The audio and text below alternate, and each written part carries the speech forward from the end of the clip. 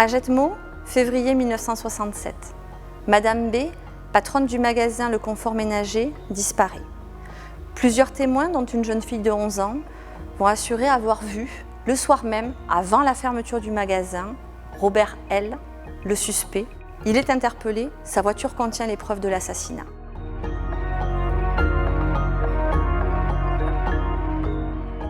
Samedi 18 février 1967, 20h.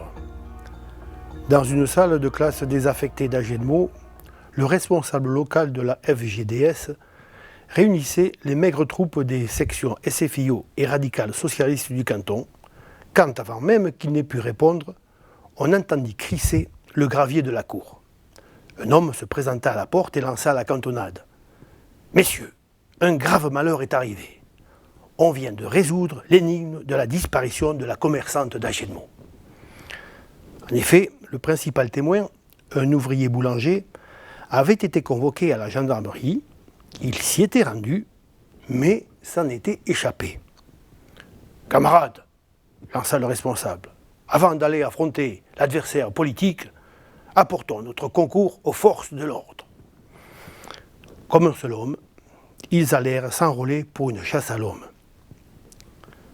Dans le milieu de la soirée, le secrétaire de la section était rentré chez lui assez tôt, car une souricière mise en place par la gendarmerie s'était révélée efficace. L'ouvrier avait été cueilli peu de temps après. La réunion avait donc été écourtée pour rien. « Chérie, tu ne m'as pas l'air très satisfait, » lui dit son épouse. « Ta réunion ne s'est pas bien passée ? » ?»« Ah, ça tu peux le dire. Et puis, il y a cette sale histoire avec la patronne du confort ménager. Une commerçante qui se fait agresser par un ouvrier boulanger, ça va effrayer les propriétaires. Du nouveau depuis ? Oui, Robert L. a quasiment signé l'agression, puisqu'il s'est enfui cet après-midi en arrivant devant la gendarmerie. Il est peu probable que Madame B soit vivante. Et je pense que la petite Carmen qui l'a aperçue a bien vu l'auteur de l'agression et de l'enlèvement. Dimanche 19 février 1967. Il ne restait que 2 semaines avant le premier tour de scrutin pour le renouvellement quinquennal de l'Assemblée. Cependant, en ce dimanche matin, ce n'étaient point les panneaux électoraux qui alimentaient les conversations, mais bel et bien les derniers rebondissements de l'affaire de l'ouvrier boulanger. Le vendredi soir précédent, vers 19h30, Robert L., ouvrier boulanger endetté, avait guetté sa proie. Madame B était sur le point de refermer sa boutique quand le malfaiteur avait pénétré dans l'échoppe. Il lui avait demandé une bouteille de gaz.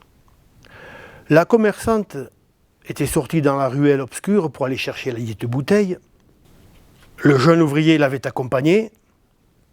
Il avait assommé la femme et nul ne l'avait revue depuis. Son mari, rentrant chez lui, avait été étonné de voir la cuisine vide, car, 1 heure auparavant, il avait vu sa femme préparer le dîner. Il s'était dirigé vers le magasin, où il avait eu la surprise de le retrouver ouvert, le tiroir-caisse vide. Se précipitant vers le hangar, il avait fait un horrible constat. Il y avait des taches de sang devant les portes, camouflées par de la terre hâtivement répandue. Le crime paraissant évident, l'alerte avait été immédiatement donnée. Cependant, nulle trace de la commerçante, qui s'était mystérieusement volatilisée. Le lendemain matin, le témoignage de la petite Carmen C., âgée de 11 ans, était capital. Hier, vers 20h, je me suis rendu au magasin de Madame B. La boutique était fermée, alors je suis entré par la porte de la maison.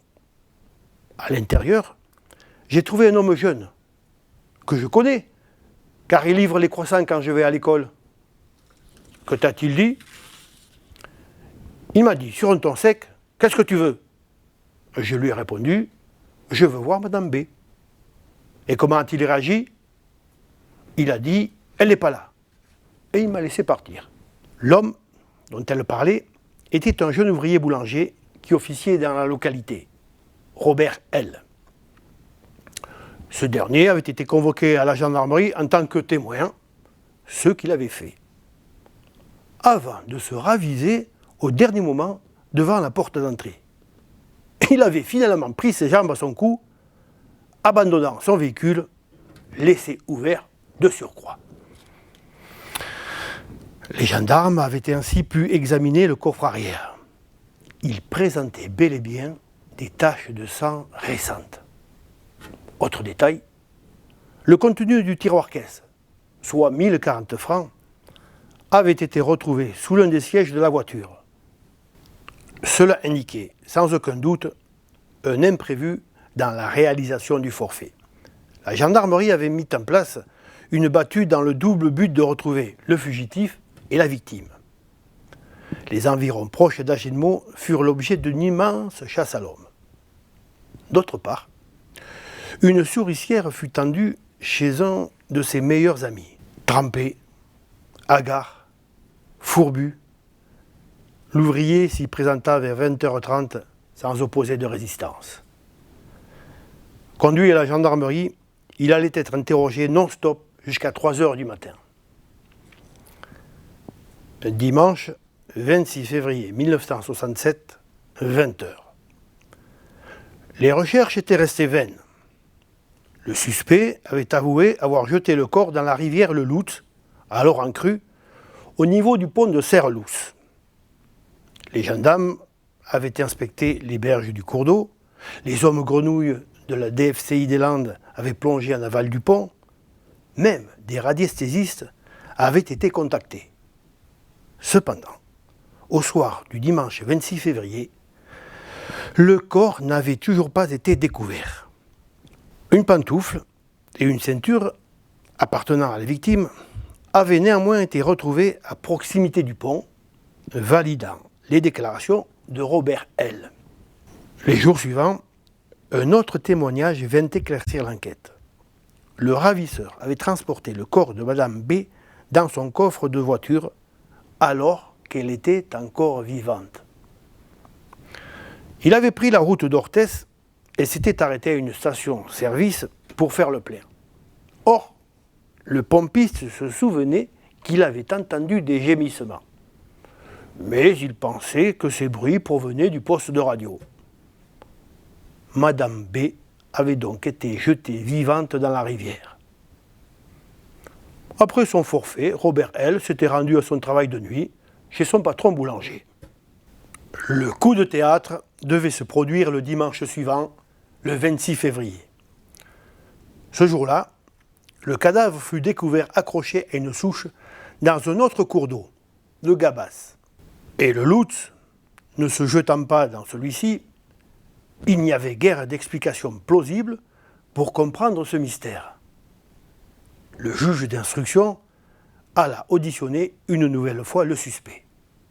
Robert L.